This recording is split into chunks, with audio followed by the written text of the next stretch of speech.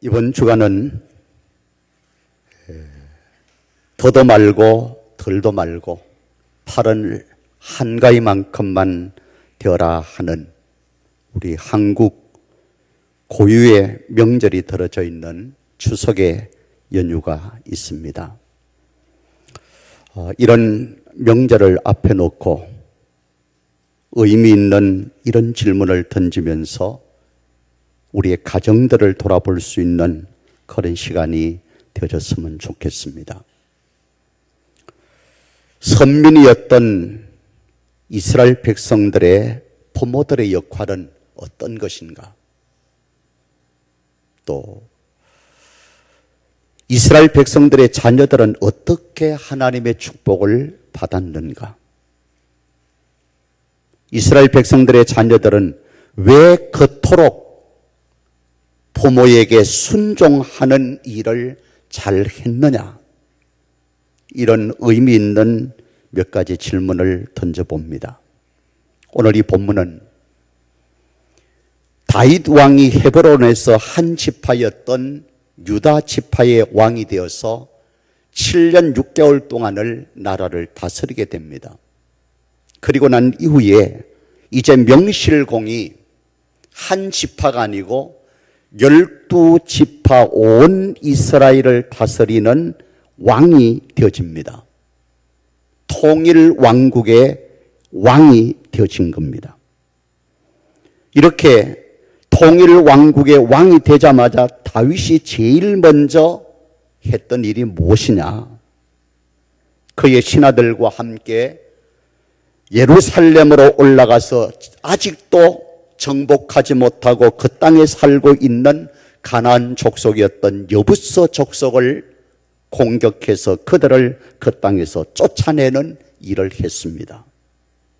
그 까닭은 정치적인 어떤 목적이 아니고 하나님의 임재의 상징이었던 하나님의 법궤를 이 다윗성으로 예루살렘 성으로 모셔오는 일을 하기 위하여서 그렇게 했다는 것. 정치의 중심을 바로 수도를 예루살렘으로 삼기를 원했습니다. 그래서 이 다윗은 백성들과 함께 뽑은 3만 명이라고 하는 많은 사람들을 동원해서 지금까지 산속이었던 아비나답의 집에 아무런 관심도 없이 방치되어져 있었던 하나님의 법궤를 72년 만에 예루살렘으로 모시고 오는 일을 하게 되어집니다. 이것은 하나님이 나라를 다스리는 신정 정치를 펴기 위함입니다. 눈에 보이는 이 나라의 왕은 나 다윗이지만은 이 나라의 진정한 왕은 하나님이시고 나는 당신의 종입니다 하는 이 나라의 왕은 바로 하나님이십니다는 고백을 다윗은 하게 되어집니다. 하나님의 법궤를 맨 사람들이 6걸음을 옮길 때마다 다윗은 소와 살찐 송아지로 제사를 하나님께 드립니다. 그러면서 동원된 그 많은 백성들은 즐거워 환호하고 하나님 앞에서 나팔을 불며 즐거워하며 춤을 추면서 하나님의 법궤를 예루살렘으로 모시고 옵니다. 하나님의 법궤를 메고 들어온 그들이 이제 장막 가운데 준비해 놓은 그곳에 하나님의 법궤를 안치해 모셔 놓습니다. 묻습니다. 통일 왕국의 진정한 왕은 누굽니까? 다윗입니까? 하나님입니까? 다윗이 왕이 된 후에 제일 먼저 한 일은 무엇입니까? 하나님의 법궤를 예루살렘으로 모셔오는 일이었어요. 그렇다면은 그 나라는 누구의 뜻에 의하여 다스리지는 나라입니까? 백성입니까? 아니면은 다윗 왕의 뜻입니까? 아니면은 진정한 왕이신 하나님의 뜻입니까? 우리는 이 사건 속에서 다윗이 취한 일련의 행동 속에서 정말 우리나라에, 우리 교회에, 우리의 가정에, 우리 개인의 삶에 진정한 주인의 자리에 앉을 분이 누구인가를 말해주고 있어요. 누구의 뜻에 의하여서 우리의 공동체들이 다스림을 받아야 될 것인가를 분명하게 해답으로 말해주고 있습니다. 이제 다윗은 예루살렘 성 장막 안에 안치하고 모셔드렸던 하나님께 번제와 화목제를 드리는 일을 하게 되어지고 그 일을 다 마칩니다. 그리고 난 다음에 이 다윗이 한 일이 무엇이냐? 18절과 19절을 한번 봅니다. 제가 18절을, 우리 교우들이 19절을 읽어주십시오. 다윗이 번제와 화목제 드리기를 마치고 만군의 여호와의 이름으로 백성에게 축복하고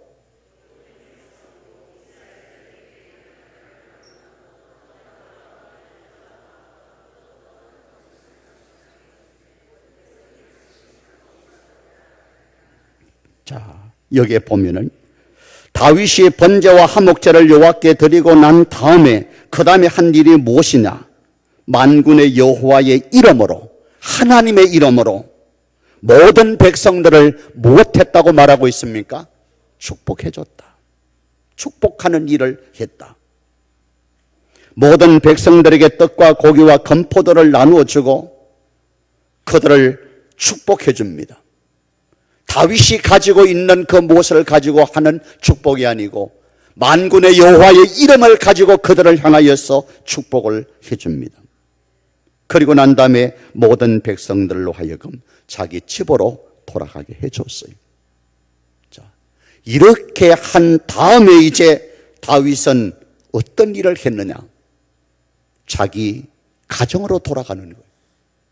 자기 가족들에게 돌아갑니다. 가족에게 돌아가는 연유가 바로 무엇입니까? 이제는 그 가족들을 축복해 주기를 원하여서 가정으로 돌아가는 다윗의 모습을 우리는 보게 되어집니다. 자, 우리는 이런 일련의 사건 속에서 몇 가지의 해답을 찾기를 원하는데, 그렇다면은 부모의 의무와 권한에 대하여서 우리가 함께 생각하기를 원합니다. 그 가정에 부모들의 권한이 어떤 것이고 감당해야 될 의무가 어떤 것인가? 자, 첫 번째로는 아버지는 그에게 주어진 축복권을 가족들에게 사용하라는 겁니다. 다윗은 하나님으로부터 받은 아버지의 축복권을 사용하기를 원해서 지금 자기 집으로 돌아간 거예요. 하나님은 축복을 내리실 때에 위에서 아래로 반드시 질서를 지키기 위하여서 머리를 통하여서 바로 복을 내리십니다. 하나님은 어지러운 하나님이 아니고 질서의 하나님이세요. 가정의 머리는 아버지예요. 아버지는 가정의 머리이면서 동시에 그 가정의 제사장이었어요. 따라서 하나님은 그의 축복을 자녀들에게 내리실 때에 가정의 머리이신 아버지를 통하여서 자식들에게, 자녀들에게, 가족들에게 이 복을 내리시는 거예요. 이런 신학적인 용어로 표현한다면은 바로 헤드십입니다. 머리의 권위예요. 유대인들의 예를 들어보면은 유대인들이 안식일을 맞이하게 되어지면은 안식일 식탁은 구약의 이스라엘 백성들이 하나님 앞에 제단을 쌓고 하나님 앞에 제사를 드리는 내용을 그대로 답습합니다. 그래서 하나님 앞에 사용되지 못하는 제물은 그들에게 있어서 음식이 될 수가 없어요. 유대인 아버지는 안식일 날 제사장의 권한을 가지고 식탁에 둘러 앉아 있는 가족들 한 사람 한 사람 머리 위에 손을 얹고 그들을 향하여서 축복하는 일을 하는 거예요. 아버지의 축복권을 사용하는 거예요. 하나님은 가정의 제사장이며 가정의 머리에 있던 아버지를 통하여서 축복해 주는 거예요. 묻습니다. 가정의 아버지는 여러분들이요, 정말 나는 이 가정의 영적인 축복권을 가지고 있는 자로 분명한 인식을 가지고 지금까지 살아왔습니까? 그리고 나의 사랑하는 자녀들을 내 앞에 무릎을 꿇어 앉혀놓고 그들 머리 위에 손을 얹어놓고 일일이 하나님 앞에 축복하는 하나님께서 여러분들에게 부여해 준 이 축복권을 제대로 사용했습니까? 오늘날 우리 사회를 보면은 이 아버지의 위치가 어떠한가? 권위는 고사하고 아내에게 매맞고 사는 남편이 실제적으로 엄청나게 많답니다. 어때요? 여러분들은 어때요? 남편 때리고 있어요?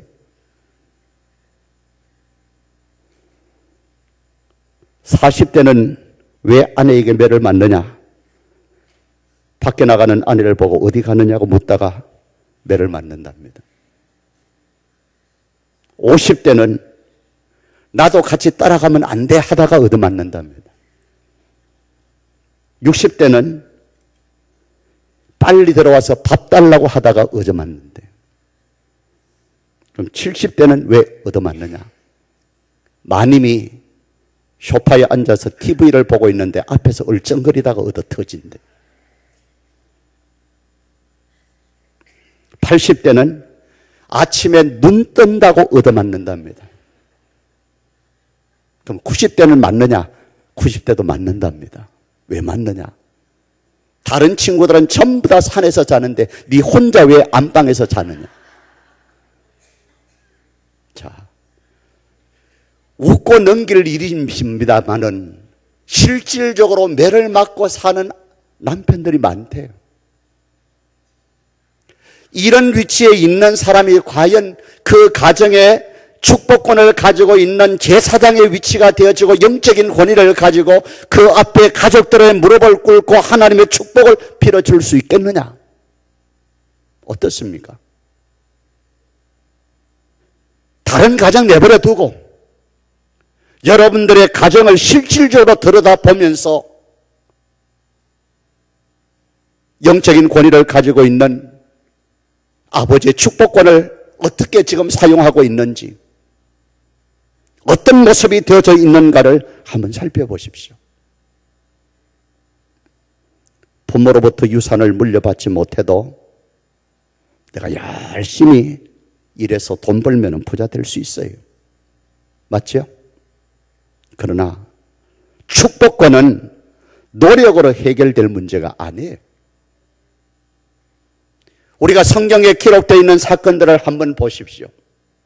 우리 부모들은 죽기 전에 자기의 모든 지상의 삶을 마감할 때에 어떤 정리를 하느냐 하면은 재산 정리해 주는 거예요. 유산을 어떻게 자식들에게 분배하고 물려주실 건가? 물려주냐? 그러나 이스라엘 부모는 안 해요. 유산을 분배하는 것이 그들이 마지막 지상의 삶을 마칠 때 하는 일이 아니고, 하나님의 감동을 받아서 사랑하는 자식들을 내 앞에 무릎을 꿇어놓고 일일이 그들 머리 위에 축복을 하면서 영적인 축복을 빌어주는 거예요. 신앙을 유산으로 물려주는 거예요. 노아가 그의 아들 셈과 함과 야벳을 향하여서 축복권을 가지고 기도한 그 내용대로 노아의 자식들의 한 생애가 다 결정되어지잖아요. 신앙의 사람이었던 야곱 앞에 12자식들이 무릎을 꿇고 있을 때에 일일이 기도했던 내용이 그들의 한 생애의 모든 생애를 결정하잖아요. 그렇게 하는 것은 단순한 아버지의 어떤 감정이나 자기의 어떤 생각을 가지고 그들에게 축복해 준 것이 아니고 주의 성령의 감동을 받아서 하나님의 감동을 가지고 그 자식들을 축복해 주기 때문에 그 자식들의 생애가 바로 그렇게 되어지는 거예요. 얼마나 놀랍습니까? 하나님은 질서의 하나님이에요.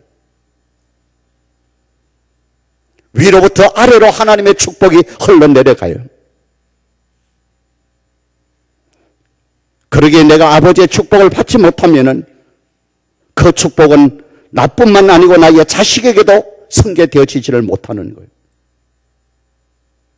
부모의 축복을 받지 못한 자식은 그의 인생 한 생애가 한마디로 말하면 쪽박을 차는 거예요. 부모로부터 축복을 받느냐 받지 못하느냐, 이것이 나의 인생이 정말 복된 인생이 되느냐 쪽박을 차는 인생이 되어지느냐 하는 부분이 결정되어지기 때문에 자식들은 이런 부모의 권위를 인정할 수밖에 없지 않겠습니까? 그러니 그의 부모를 공경하지 않을 수가 없지 않겠습니까? 부모에게 주어진 권한과 의무가 있다면 아버지는 그의 축복권을 사용하는 거예요. 이번 명절 때는 정말 여러분들의 자식들을 무릎 앞에 꿇어놓고 일일이 손을 얹고 하나님의 축복을 빌어줄 수 있는 그런 아버지들이 되어지기를 축복합니다.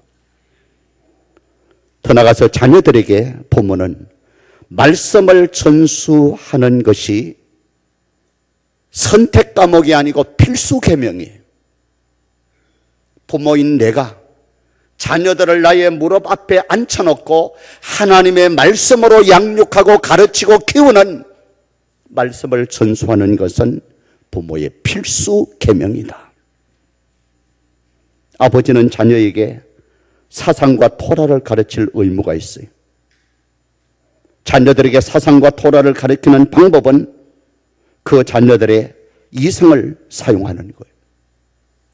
그리고 아버지가 교사로서 자녀들에게 사상과 토라를 가르치는 시기는 자녀들이 3살 이후에 처리된 이후에 논리적인 생각을 할 수 있을 때까지 그 자녀들의 어떤 사상을 가지고 살아가야 될 것인가, 하나님의 말씀인 토라를 가르침으로 말씀의 원리를 거기에서 가지게끔 만드는 거예요.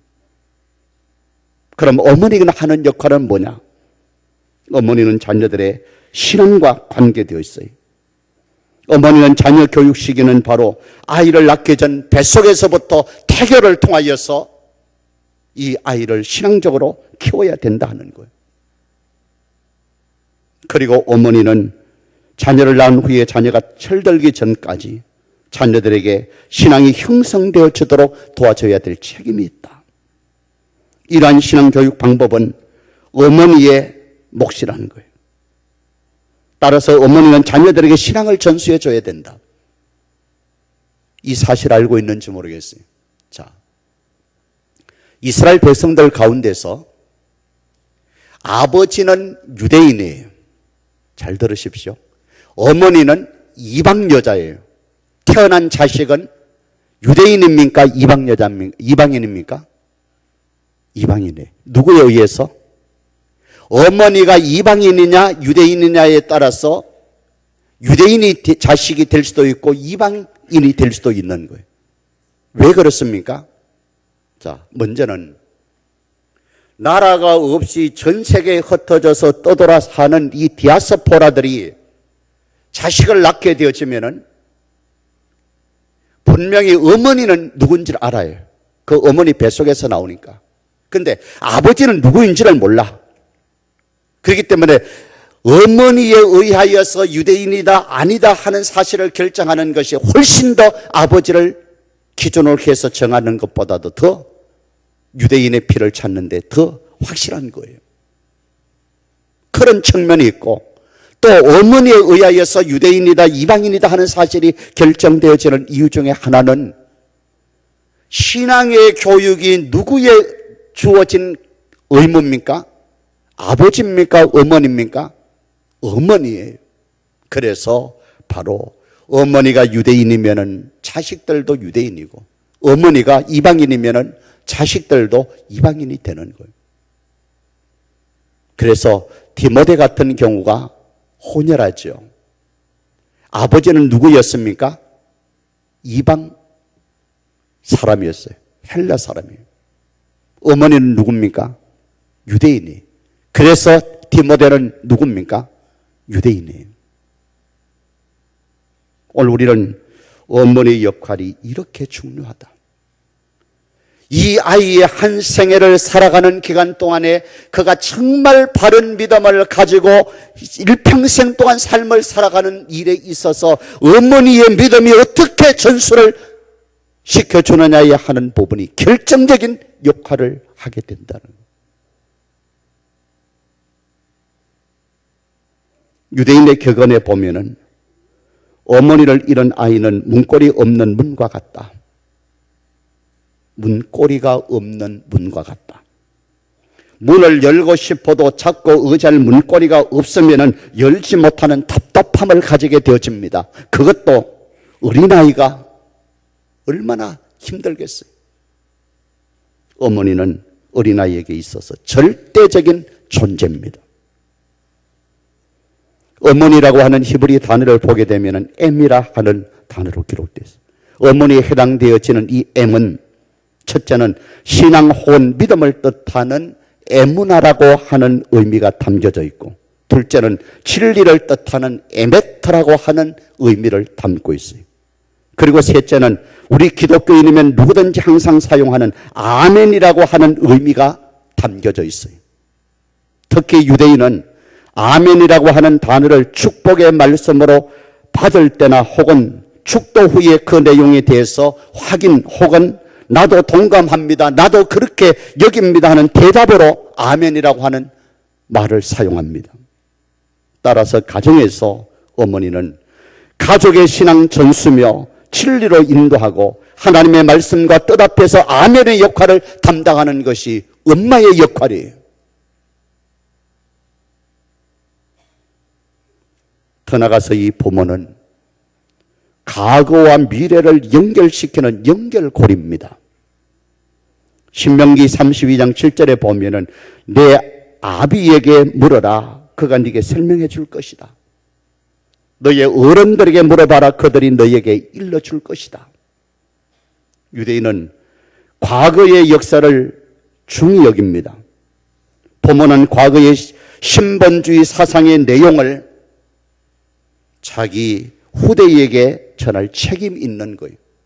다시 말하면 나만 하나님을 잘 섬기는 것으로 끝나는 것이 아니고 반드시 어떤 책임이 주어지느냐, 자기 후대인 자식과 손자 대대로 자기가 가지고 있는 이 신본주의의 신앙과 사상을 그들에게 전수해야 될 책임이 있다는 거예요. 자식들은 부모들에게 과거의 사상의 내용들을 전수받을 책임이 있는 거예요. 그러니까 전할 책임이 있고 자식은 받을 책임이 있는 거예요. 과거와 미래 사이에 현재가 존재하고 있죠. 조상과 자녀들 사이에 부모가 바로 존재함으로써 조상과 자식들의 관계를 부모가 바로 연결해주는 연결고리가 되어지는 거예요. 이 연결고리가 끊어지면은 사상적인 신앙적인 세대 차이가 생기는 거예요. 세계 어느 나라의 역사 속에서도 세대 간의 차이가 없는 민족은 거의 없습니다. 우리나라를만 해도 그렇습니다. 부모와 자식들이 대화의 자리에 같이 앉아서 이야기를 나누기 시작하다가 5분만 지나면 어떤 현상이 이루어지느냐, 우리 아버지 어머니하고는 말이 안 통하네. 그리고 빨딱 일어나서 자리 박차고 나가요. 말이 안 통하는 세대가 됩니다. 왜요? 연결고리가 끊어졌기 때문에 그런 거예요. 그러나 이 유대인들은 보면은 세대 차이가 나지 않는 놀라운 특징을 가지고 있어요. 할아버지가 하나님을 잘 섬기는 그런 가치관과 사상과 토라의 정신을 가지고 삶을 살고 날마다 그들의 머리 위에 축복해 주면서 이 사상과 이 삶을 그대로 자식들에게 전수하고 그 자식들이 전수받은 이 사상과 삶의 모습은 자기 아들, 그러니까 할아버지는 바로 손자대까지 계속해서 이 대를 이어나가면서 사상을 전수하는. 그러니 인생관이 같고요, 가치관이 같고 삶의 목적이 같습니다. 왜 이런 혼란이 옵니까? 오늘 우리가 살고 있는 이 시대에 왜 가치관의 차이가 생깁니까? 30세대를 한 세대로 보는데 부모와 자식이 앉아서 5분이 지나면은 말이 안 통하는 이런 시대를 왜 만들어 놓은 겁니까? 하나님 앞에서 내가 살았던 삶의 가치관과 인생관과 삶의 목적과 신앙 안에서 정립되어져 있는 나의 가치관을 그대로 전수해 주지 못했기 때문에 그런 거예요. 말로만 다음 세대 교육하지 말고 실질적으로 나의 가정에서 이와 같은 일들이 이루어져야만 되어진다는 거예요. 아버지와 할아버지와 아버지와 손자가 같은 신앙관을 가집니다. 같은 민족관을 가집니다. 할아버지가 지켜왔던 절기를 아버지가 지켜왔던 절기가 손자가 고스란히 이어받아서 그대로 이어져 나가는 수천 년 역사 속에 흘러내려오지만은 조금도 변하지 않는 모습 속에서 이어져 오는 거예요. 이것은 철저한 가정교육, 신앙교육, 선민의식을 가지고 대물림을 이어나가기 때문에 그러하다는 거예요. 우리의 가정에 이런 부분이 있습니까? 여러분 가정에 가풍이 뭐예요? 부모인 내가 자식들을 앉혀놓고 너는 인생을 이렇게 살아야 된다고 하는 가치관을 제시할 때에 어떤 가치관을 이야기해 주고 있습니까? 혹시 아무것도 없진 않아요?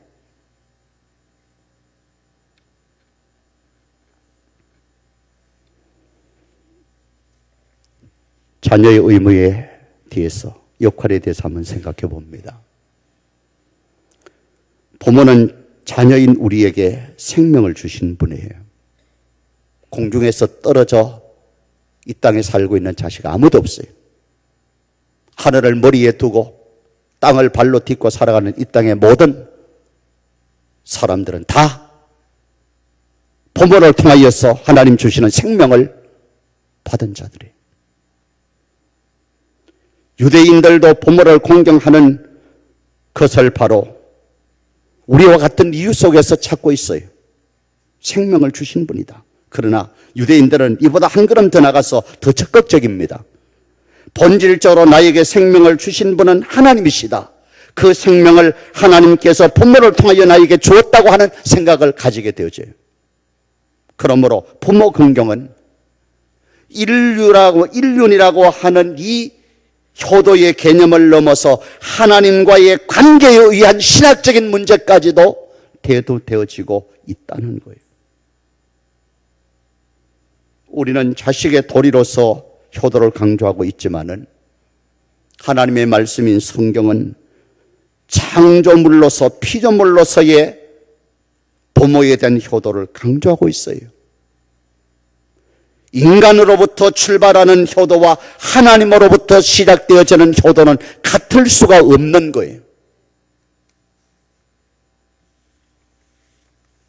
더 나아가서 유대인들은 인간의 가치의 평가 기준 설정을 부모 공경에 두고 있는 거예요.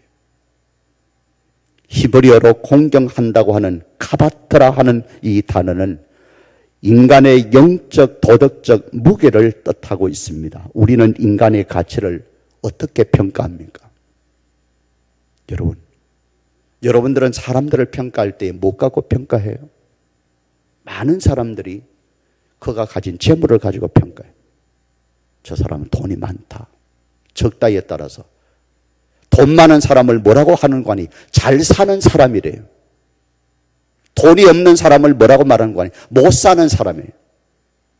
여러분, 돈 많으면 잘 사는 겁니까? 돈 없으면 못 사는 거예요? 돈이 그렇게 우리의 모든 삶의 가치관이 되어진다고 하는 이 불행한 사실. 돈이 없으면서도 잘 사는 사람이 얼마나 많은데, 돈이 있으면서도 인간답지 못한 인간들이 얼마나 많은데,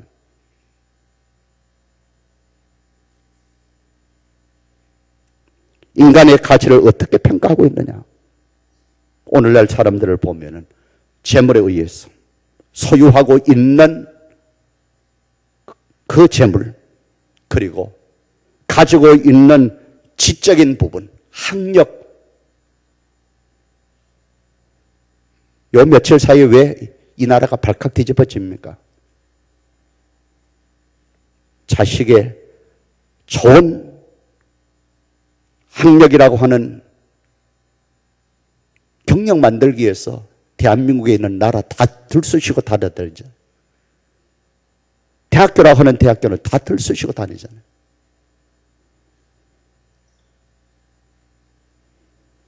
누리고 있는 권세, 저 사람은 이런 권력을 가지고 있다, 이런 직위를 가지고 있다, 이런 신분을 가지고 있다고 하는 이 사실로 인간의 가치를 이 시대 사람들은 평가하고 있어요.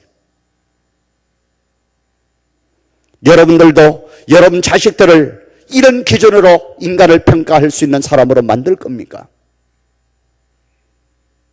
그런데 유대인들은 인간의 가치를 한 인간이 자기 부모를 얼마나 공경하느냐에 따라서 영적, 도덕적 퀄리티를 올리기도 하고 내리기도 하는 거예요. 머리신 노인들을 왜 공경하라고 합니까? 인생 살아가는 것이 만만치 않잖아요. 그 만만치 않는 인생을, 나보다 인생의 선배가 되어서 삶을 살았던 그 삶은 정말 꽃뿌린 길만 걸어가고 평탄한 인생을 걸어간 것이 아니고 많은 우유곡절 속에서 그 삶을 살아왔기 때문에 나보다 인생을 앞서 경험한 사람이에요. 그래서 젊은 사람들은 나이 많은 노인들을 공경해야 되어지는 거예요. 앞서 인생을 경험했던 사람의 경험을 소중하게 여기는 거예요.